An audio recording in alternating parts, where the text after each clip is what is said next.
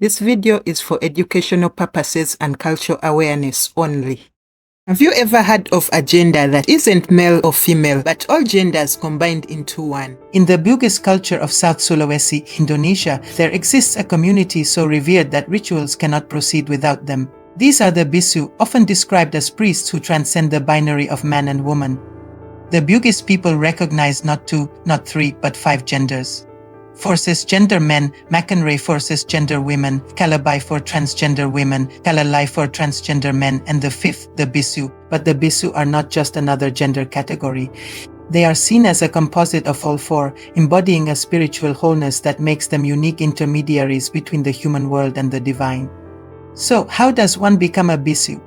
It's not a choice one simply makes, it's a divine calling. Often a person destined to be a Bissu is identified in childhood. They might be intersex at birth, or they might display mannerisms and characteristics that don't fit neatly into male or female roles. This is seen as a sign, an indication that the spirit world has chosen them.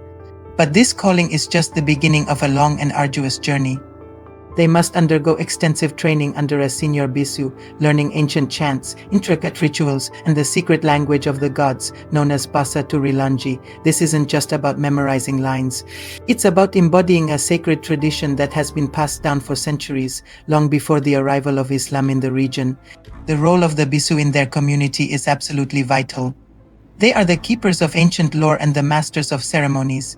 Imagine a farmer wanting to ensure a bountiful harvest. They would call upon the Bissu to bless the rice fields. If a new boat is built, a Bissu must perform the ritual to bless its journey and protect its sailors. From birth ceremonies to healing the sick, the Bissu are central figures, their presence believed to guarantee the success and spiritual purity of the event.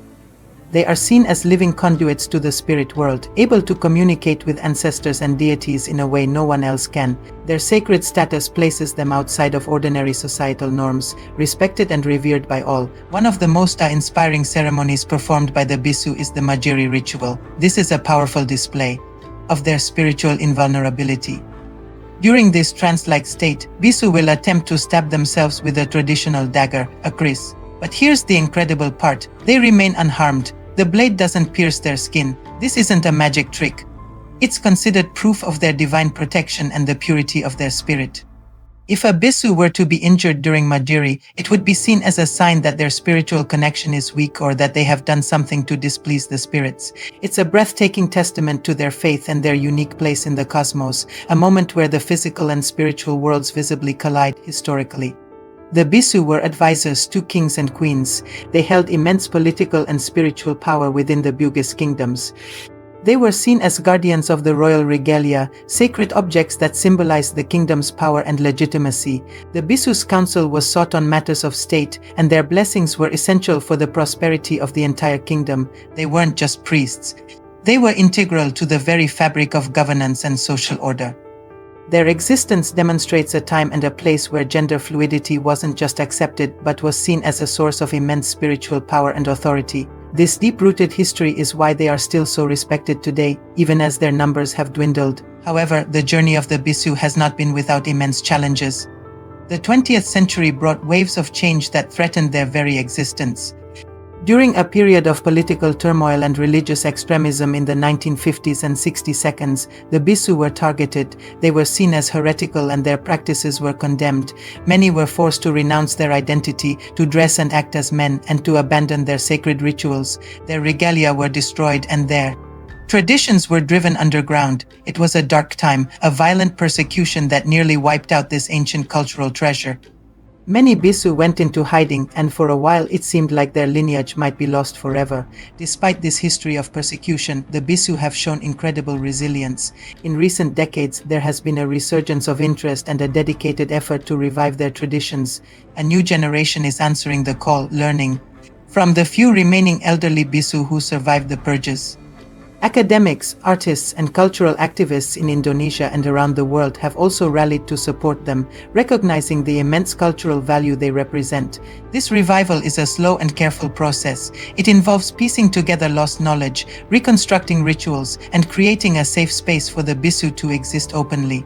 Once more, it's a powerful story of cultural survival against all odds.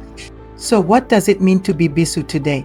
It's complicated. While they are gaining more recognition, they still navigate a world that often struggles to understand them. They balance their sacred duties with the realities of modern life. Some perform at cultural festivals, sharing their traditions with a wider audience, which helps with preservation but also risks commercialization.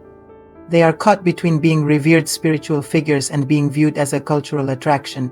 They continue to face prejudice, yet they stand as a powerful symbol of Indonesia's rich cultural diversity and a testament to the idea that gender is far more complex and fluid than many societies acknowledge. The story of the Bissu is a profound reminder that our modern understanding of gender is just one of many.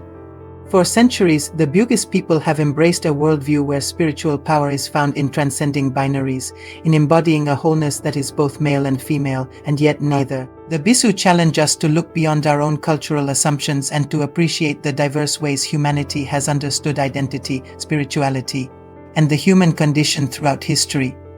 Their survival is not just a victory for their community, but for anyone who believes in the importance of preserving cultural diversity and a more inclusive understanding of the world. Thank you so much for joining me on this journey into the world of the Bissu. It's a story of resilience, spirituality, and the complexity of human identity.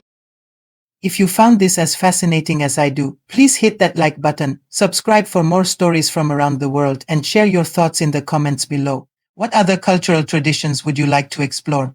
Let me know. Thanks for watching, and I'll see you in the next video.